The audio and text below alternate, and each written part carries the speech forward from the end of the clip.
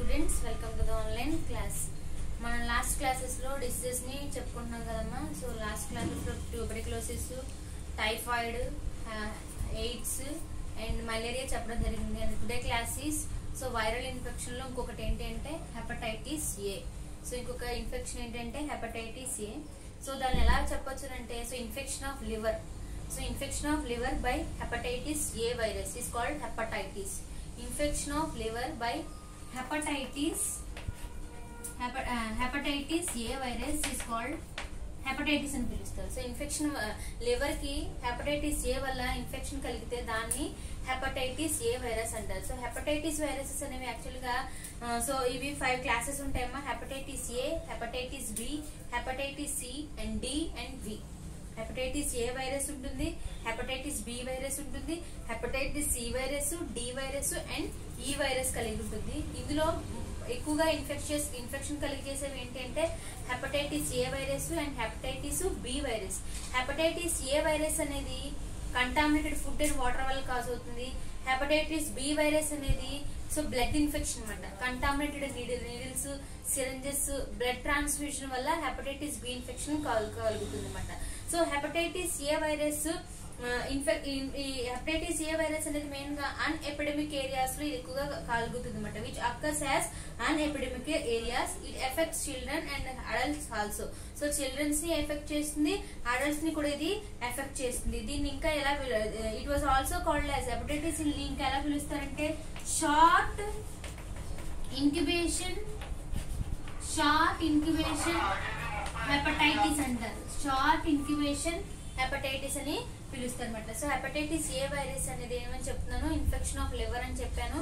Hepatitis లో 5 classes ఉంటాయి. Hepatitis A virus, hepatitis B virus, hepatitis C, D and E virus. ఇందులో 2 అనేవి బాగా ఇన్ఫెక్షన్స్ అని చెప్పాను.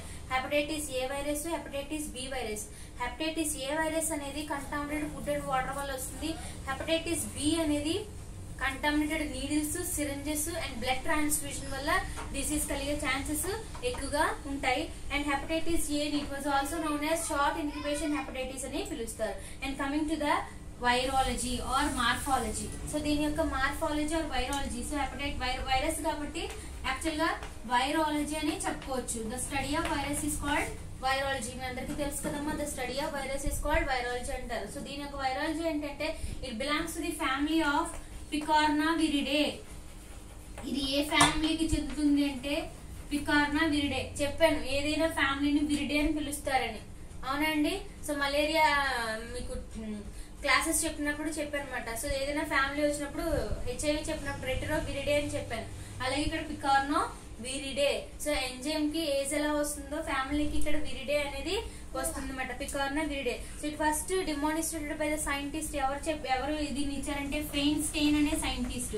ఫెయిన్ స్టోన్ అనే సైంటిస్ట్ ఇండియా 1973 లో దీన్ని ఫస్ట్ డిమానిస్ట్రేట్ చేశారు. సో దీని యొక్క సైజ్ ఎంత ఉంటుందంటే 27 nanometres. And the shape of the virus is icosahedral shape. And దీని యొక్క షేప్ ఎలా ఉంటుందంటే ఇకోసా హెడ్రల్ అనమాట. ఇకోసా హెడ్రల్ సిమెట్రీ కలిగి ఉంటుంది. And next it is ఇనాక్టివేషన్. దీని యొక్క ఇనాక్టివేషన్ ఎలా చేస్తారంటే 60 degrees దగ్గర దీన్ని ఇనాక్టివేట్ చేయొచ్చు and using pH. So next water ని కనుక మనం బాయిలింగ్ చేసినా ఇది వెంటనే కిల్ అయిపోయే ఛాన్సెస్ ఉంది. Incubation period of this virus is 2 to 6 weeks. Incubation period ఎంత, ఐపీ ఎంత అంటే ఇంక్యుబేషన్ పీరియడ్ 2 to 6 weeks కలిగి ఉంటుందండి. And next coming to the pathogenesis. Pathogenesis అనేది ఏంటి? సో ఈ వైరస్ అనేది పాథోజెనిసిస్ ఏం చేస్తుంది అంటే pathogenesis it mainly infect the intestinal tract. So ఇక్కడ పర్సన్ టు పర్సన్ అనేది ట్రాన్స్మిషన్ అనేది ఎలాగ ఒకవేళ ఎలా contaminated food and contaminated water వల్ల ఇది మెయిన్ గా కలుగుతుందమ్మా. So it mainly effect the digestive system. So ఇది మెయిన్ గా దేన్ని ఎఫెక్ట్ చేస్తుందంటే డైజెస్టివ్ సిస్టమ్ ని. డైజెస్టివ్ సిస్టమ్ దగ్గర ఇంటెస్టినల్ ట్రాక్ట్ ని మెయిన్ గా ఎఫెక్ట్ చేస్తుంది. హెపటైటిస్ వైరస్ అనేది ఎక్కడ మల్టిపుల్ అవుతుంది అంటే ఇంటెస్టినల్ ఎపిథీలియం దగ్గర మల్టిపుల్ అవుతుంది. Hepatitis virus is multiple in the intestinal epithelium and the virus is enter in the blood and reaches on the liver and haemorrhages spread అనేది అవుతుంది. Haemorrhages spread అంటే blood అనేది oozes out. Blood అనేది veins నుండి బయటకి వచ్చేస్తుందని haemorrhages అని చెప్పొచ్చు. బ్లడ్ బయటికి వచ్చేస్తుంది అనమాట. సో ఇక్కడ బ్లడ్ అనేది వైరస్ అనేది enter into the blood and reaches the liver by the hematogenous spread అని చెప్తున్నాను. The virus reproduce in the liver and enter into the bile and reaches the and affect into the small intestine. So ఇది bile మనలో bile pyridine bile Rubin అనే bile pigments release అవుతాయి కదా, వాటిని effect చేస్తుంది. And final గా it may completely effect the small intestine. దేన్ని effect చేస్తుందంటే స్మాల్ ఇంటెస్టైన్ ని ఎఫెక్ట్ చేసింది. సో హెపటైటిస్ ఏ వైరస్ యొక్క పాథోజెన్సిస్ ఏంటి అంటే it mainly effect the digestive system and small intestine. So between ఏం జరుగుతుందంటే it enters on the liver by the haemorrhage spread it multiple in the epithelium cells. Intestinal epithelium cells అనేది multiple అయిపోయి intestinal track ని bile pigments ని ఇది inhibit చేసేస్తుంది అనమాట. అప్పుడు మనలో బైల్ పిగ్మెంట్స్ అనేవి బిలిరుబిన్ బైల్విరిడిన్ అనేవి ఎక్కువగా రిలీజ్ అవ్వకపోవడం వల్ల లివర్ అనేది కంప్లీట్ గా ఎఫెక్ట్ అవుతుంది. ఇంకొకటి గుర్తుపెట్టుకోండి, హెపటైటిస్ బి హెపటైటిస్ ఏ కి రెండు ప్యాథోజన్స్ సిమిలర్ గా ఉంటుంది. హెపటైటిస్ బి లో కూడా లివర్ ని ఎఫెక్ట్ చేస్తుంది. లివర్ సిర్రోసిస్ ఎక్కువ కాజ్ అవుతుంది. స్మోకింగ్ చేసిన డ్రింకింగ్ చేసిన వాళ్ళలో మనం ఎక్కువగా అబ్జర్వ్ చేయొచ్చు లివర్ సిర్రోసిస్ అనేది జరుగుతుంది అనమాట. నెక్స్ట్ దీని యొక్క క్లినికల్ ఫీచర్స్ మనం చూస్తే 2 టైప్స్ గా చూడొచ్చమ్మా. సో క్లినికల్ ఫీచర్స్ ఏంటంటే ప్రీ ఇక్టరిక్ ఫేజ్ ఒకటి ఉంటుంది అండ్ ఇంకొకటి ఇక్టరిక్ ఫేజ్ ఒకటి. Pre icteric phase and icteric phase. So pre icteric phase అనేది ఇందులో సిమ్టమ్స్ ఎలా ఉంటాయంటే సో ఎనరోక్సియా గానీ ఫీవర్ గానీ ఆర్ వామిటింగ్స్ గానీ ఆర్ ఫేటిక్ గానీ జస్ట్ నార్మల్ సిమ్టమ్స్. ఇక్టరిక్ ఫేజ్ అనేవి ఏంటి అంటే కంజక్షన్ ఆఫ్ ఐస్ అనేవి ఎల్లో కలర్ అయిపోతుంది. మనకి మ్యూకస్ మెమరీ అనేది ఎల్లో కలర్ కింద పడుతుంది.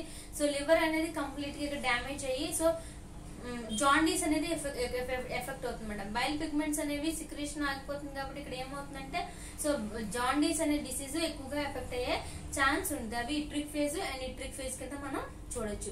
అండ్ ఎపిడమియాలజీ, సో ఇది ఎక్కువగా ఎప్పుడు వస్తుంది, సో హెవీ రైన్ ఫాల్ ఎప్పుడైతే వర్షాకాలంలో ఇది మనం ఎక్కువగా అబ్జర్వ్ చేయొచ్చు. ఇది ఎపిడమిక్ అని చెప్పొచ్చు. అంటే ఒకే చోట వస్తుంది, అక్కడక్కడ ఒక ఏరియాలోనే వస్తుంది. పాండమిక్ కాదనమాట, ఎపిడమిక్. ఓకేనా, సో ఎపిడమిక్ అని చెప్పొచ్చు. And maintenance of pure sanitation conditions maintain చేసిన ఈ డిసీజ్ ఎక్కువగా ఛాన్స్ వచ్చే అవకాశం ఉంది. పొల్యూటెడ్ వాటర్ వల్ల అండ్ కంటామినేటెడ్ ఫుడ్ వల్ల ఈ డిసీజ్ అనేది ఎక్కువగా వచ్చే ఛాన్స్ ఉంది. అండ్ లాస్ట్ దీని యొక్క లాబొరేటరీ డయాగ్నోసిస్ ఏం చేస్తారు అంటే ఎలీసా చేస్తారు. ఎలీసా ఒకటి అండ్ ఇమ్యూనోఫ్లోరోసెన్స్ టెక్నిక్స్ లో ఎలీసాను ఉపయోగించి ఈ వైరస్ ని గుర్తిస్తారు. And coming to the prophylaxis. Prophylaxis is nothing but prevention. So prevention is better. Prevention అనేది ఇక్కడ ఎలా చేస్తారంటే సో మెయింటెనెన్స్ ఆఫ్ శానిటేషనరీ మెజర్స్ తీసుకోవాలి. And drinking of boiled water ని తీసుకోవాలి. డ్రింకింగ్ టు అదే before and after going taking out the food and wash our hands, shortening the nails, avoid outside of the food. So general precautions తీసుకోవడం వల్ల దీన్ని avoid చేయొచ్చు. Treatment ఏంటంటే there is no specific drug available. And ఇక్కడ inactivated killed vaccine ఇస్తారు. Inactivated killed vaccine ని ఇవ్వడం జరుగుతుంది. సో 0.1 ml లో ఫస్ట్ డోస్ ఇస్తారు. నెక్స్ట్ ఈ డోస్ అనేది ఎలా ఇస్తారంటే ఫస్ట్ డే బోర్న్ అవగానే ఫస్ట్ డే ఇస్తారు. బూస్టర్ డోస్ 6 months కి ఇస్తారు. And next duration up to the production ఎన్ని ఇయర్స్ బూస్టర్ డోస్ ఇస్తున్నారు కాబట్టి 10 years వరకు ప్రొడక్షన్ ఉంటుంది. అండ్ సబ్క్యూటేనియస్ ద్వారా ఇంట్రామస్క్యులర్ వెయిన్స్ కి ఈ వ్యాక్సిన్ ఇవ్వడం జరుగుతుంది. That is the complete class about the hepatitis A virus. ఓకేనా అండి, hepatitis A virus. So class అయిపోయిన తర్వాత మీకు నోట్స్ పెట్టడం జరుగుతుందమ్మా, నోట్స్ రాసుకోండి. సో అన్ని డిసీజెస్ కి నోట్స్ రాయండి అండ్ వీడియోస్ ని ఫాలో అవుతూ ఉండండి. ఓకేనండి, థ్యాంక్ యూ స్టూడెంట్స్.